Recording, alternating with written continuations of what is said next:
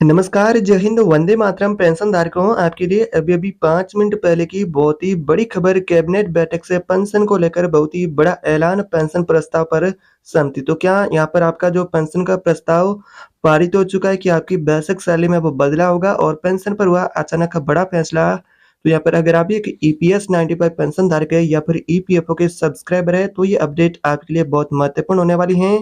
EPS 95 78 lakh pension धारक है, उनकी पेंशन से जुड़ी यहाँ पर कैबिनेट बैठक से बहुत बड़ी महत्वपूर्ण जानकारी आ चुकी है। अभी-अभी की ताज़ा अपडेट होने वाली है 5 मिनट पहले की खबर। क्या सरकार बहुत बड़ा पेंशन धारक है उनके लिए फैसला करने वाली है? ईपीएस पेंशन के प्रस्ताव पर सरकार में मची हलचल। पेंशन बढ़ोतरी का प्रस्ताव पास। तो ऐसे में यहाँ पर इस अपडेट से जुड़ी पूरी सच्चाई को आज के इस वीडियो में देखेंगे कि ईपीएस के जो 78 लाख का पेंशन धारक है वो काफ़ी लंबे समय से संघर्ष कर रहे हैं। सरकार और पेंशन धारकों के बीच संघर्ष पिछले 7-8 साल से चला आ रहा है। तो वैसे में अब क्या आंदोलन पेंशन धारक है उनका खत्म होगा? क्या कैबिनेट बैठक ने यहाँ पर पेंशन धारकों के लिए पेंशन को लेकर नया समाधान निकाला? पेंशन बढ़ोतरी को लेकर यहाँ पर बहुत ही बड़ी खुशखबरी जारी हो चुकी है सभी पेंशन धारक ईपीएस के उनके लिए। अगर आप एक ईपीएस के पेंशन धारक है तो आपसे गुजारिश रहेगी कि वीडियो ज़रूर अंत तक देखते रहिएगा। तो यहाँ पर पेंशन के प्रस्ताव को लेकर यहाँ पर सरकार में मची हलचल। उसके बाद यहाँ पर एनएससी के अध्यक्ष कमांडर अशोक राउत ने मिनिमम पेंशन को लेकर क्या यहाँ पर मांग की, क्या यहाँ पर ऐलान हुआ है एनएससी के अध्यक्ष का कि कब आपकी कितनी बढ़ेगी पेंशन। तो सभी पेंशन धारक है ईपीएस के उनके लिए यहाँ पर बहुत बड़ी महत्वपूर्ण जानकारी होने वाली है।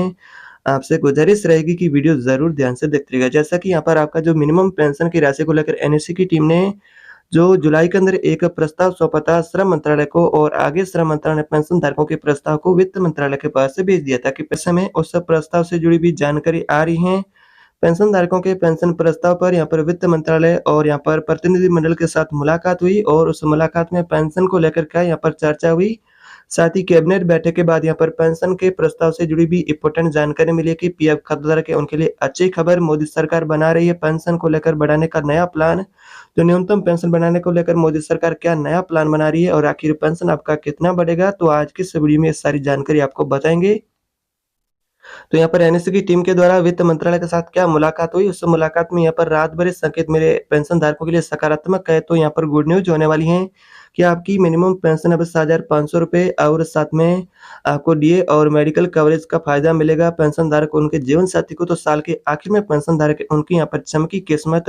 तो यहाँ पर पेंशन भोगी की किस्मत ने उन्हें साथ दिया है। तो यहाँ पर क्या आपकी पेंशन को लेकर यहाँ पर कैबिनेट बैठक से केंद्र की मोदी सरकार का बहुत ही बड़ा यहाँ पर फैसला बताया जा रहा है कि मोदी सरकार की बड़ी तैयारी बढ़ने वाली है। ईपीएस पेंशन अब कितनी मिलेगी आपको नई ईपीएस की पेंशन, और बैठक के बाद ये ताजा अपडेट आ रही है जो कि पेंशन धारक है उनके लिए बहुत महत्वपूर्ण है। तो वीडियो में आगे बढ़ने से पहले आपसे एक छोटी सी गुजारिश रहेगी, चैनल पर अगर आप पहली बार है तो चैनल को सब्सक्राइब कर दे, बेल आइकन को दबा दे और अपने साथी पेंशन भोगी है उनको ये वीडियो जरूर शेयर करें ताकि वो भी इस महत्वपूर्ण जानकारी को जान सके। तो चलिए जानते हैं विस्तार से अपडेट को कि आखिर यहाँ पर बैठक के बाद केंद्र की मोदी सरकार का न्यूनतम पेंशन बढ़ाने को लेकर नया प्लान क्या होने वाला है और कैबिनेट बैठक से क्या ऐलान हुआ है सभी ईपीएस पेंशनधारक उनके लिए। तो श्रम मंत्रालय का भी बहुत बड़ा यहाँ पर पेंशन के प्रस्ताव से जुड़ा अपडेट बताया जा रहा है कि केंद्रीय श्रम रोजगार मंत्री मनसुख मंडाविया के द्वारा पेंशन धारकों के लिए जो पेंशन का प्रस्ताव आगे वित्त मंत्रालय के लिए समीक्षा के लिए भेजा गया था उससे जुड़ी इंपॉर्टेंट जानकारी सामने मिली है। क्या पेंशन का नया प्रस्ताव तैयार हो चुका है? अब नई पेंशन आपको कितनी मिलेगी? अगर बात करें पेंशन धारकों की पेंशन को लेकर तो वित्त मंत्री का क्या यहाँ पर कैबिनेट बैठक से निर्णय होने वाला है। तो यहाँ पर कैबिनेट बैठक से इस तरह की जानकारी है कि फिलहाल पेंशन को लेकर संकेत मिले हैं, आधिकारिक अभी फैसला होना बाकी है। मीडिया रिपोर्ट के अनुसार जानकारी आ रही है कि आपका जो 2014 से वेतन लिमिट 15,000 रुपये का आपको मिल रहा है उसे यहाँ पर सरकार डबल करने को लेकर भी विचार कर रही है, यानी कि नया वेतन लिमिट है 15,000 रुपये की जगह 30,000 रुपये भी लागू किया जा सकता है। साथ में मेडिकल फायदा भी पेंशन धारक उनके जीवन साथी को मिलेगा और नए बदलावों को लेकर केंद्र की मोदी सरकार का बहुत ही बड़ा प्लान। तो अब पेंशन की बढ़ोतरी तय हो चुकी है, साथ में फाइनली जवाब अभी जारी होना बाकी है, आधिकारिक फैसला होना बाकी है। इस तरह की जानकारी आ रही है कि साल के आखिर में यह तोहफा मिलेगा, नए साल से पहले पहले पेंशन धारक है उनको मिलेगी ये फाइनली बहुत ही बड़ी अपडेट, जिसको लेकर पेंशन भोगी पिछले 7-8 साल से संघर्ष भी कर रहे थे। वैसे में अब बात करेंगे साथ में और यहाँ पर बैठक से जो यहाँ पर एनएससी के द्वारा और प्रतिनिधि मंडल उनसे बैठक हुई उससे यहाँ पर जुड़ी जानकारी आ रही है।